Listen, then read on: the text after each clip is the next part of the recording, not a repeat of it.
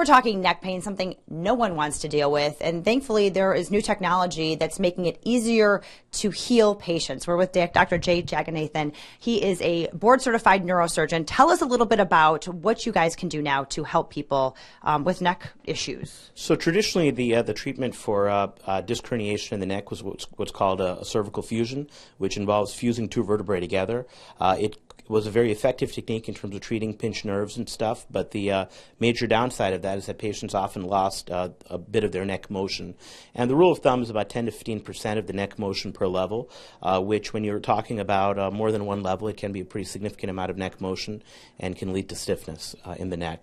So the newer technology that's come out in the last 10 years or so are artificial discs, which have the advantages of preserving neck motion or keeping the flexibility intact. Yeah, makes it a lot easier for the patient after the surgery. And tell us what the surgery entails for you as far as the procedure.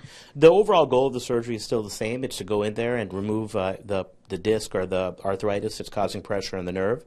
Instead of putting a bone dowel or the patient's own bone in the disc space, there are what are called artificial discs, which are discs that are devices that are meant to preserve the neck motion that are placed into the disc space. And because they're a ceramic material that's meant to provide movement, it doesn't limit the motion of the neck postoperatively. So things like collars and stuff after surgery aren't necessarily needed. Wow. All right, and we've got Rick from Russ Branch. He has had this surgery.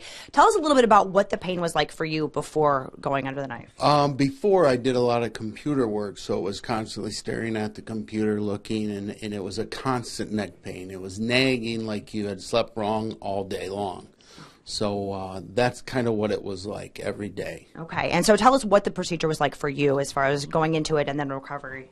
When I came to see Dr. Jaganathan, we went through the options of the fusion, and he said that I was a candidate for the disc replacement.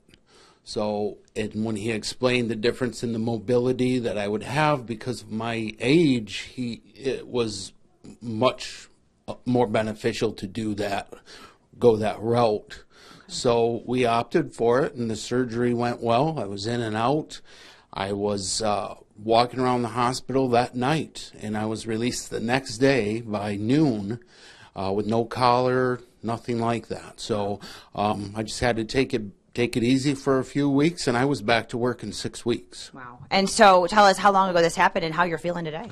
It's been about 2 years now, and I mean, I have total mobility and everything, so it's been very beneficial for me. Yeah, kind of a no-brainer. Yeah, well, thank you so much for sharing your story. If you'd like to learn more about this procedure and Dr. J, you can head to our website, 9and10news.com. This Health in Focus is a paid segment by Jaganathan Neurosurgery.